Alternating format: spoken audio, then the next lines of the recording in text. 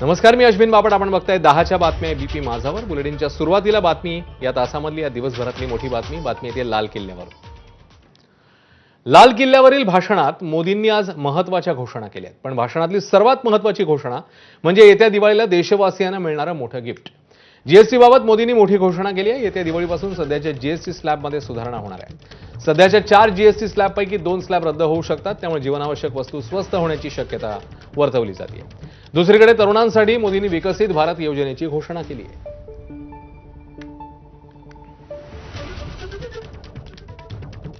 पिछले 8 साल से हमने जीएसटी का बहुत बड़ा रिफॉर्म किया. पूरे देश में टैक्स के बर्डन को कम किया, टैक्स की व्यवस्थाओं को सरल किया. और मेरे प्यारे देशवासियों, हम नेक्स्ट जनरेशन जीएसटी रिफॉर्म्स लेकर के आ रहे हैं. ये दिवाली के अंदर आपके लिए तोहफा बन जाएंगे. सामान्य मानवीय की जरूरतों के टैक्स भारी मात्रा में कम कर दिए जाएंगे. आज 15 अगस्त के ही दिन मेरे देश के युवाओं के लिए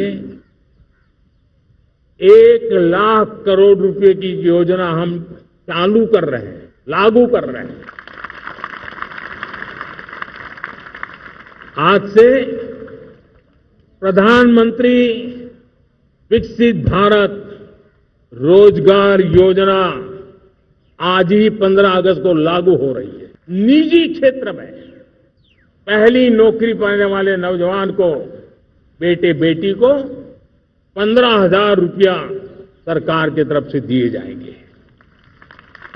कंपनियों को भी नए रोजगार देने के अवसर जो भी ज्यादा जुटाएगा उनको भी प्रोत्साहन राशि दी जाएगी.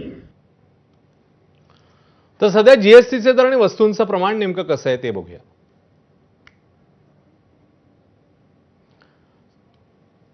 सगळ्यात सुरुवातीला जीएसटीमध्ये कोणते बदल शक्य आहेत त्यावर आपण नजर टाकतोय. सुधारणांमध्ये आराखडा, दर सुसूत्रीकरण आणि सुलभतेवर भर देण्यात येणार आहे.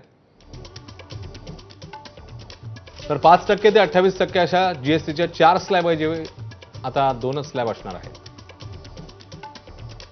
याशिवाय निवडक वस्तू किंवा सेवांवर विशेष दर असतील. तर खरेदी विक्री वाढवण्याच्या उद्देशाने गरजेच्या वस्तूंवर कर कपात करण्यात येईल. छोटे उद्योग आणि स्टार्टअपसाठी रजिस्ट्रेशन सोपं होण्याची शक्यता आहे. निर्यातदारांना त्यांच्या मालाचा पैसा लवकरात लवकर देणार. तर कर परतावा भरण्यातला किचकटपणा दूर होणार. वर्गवारीचा संभ्रम दूर करून कर आकारणी सुटसुटीत करणार.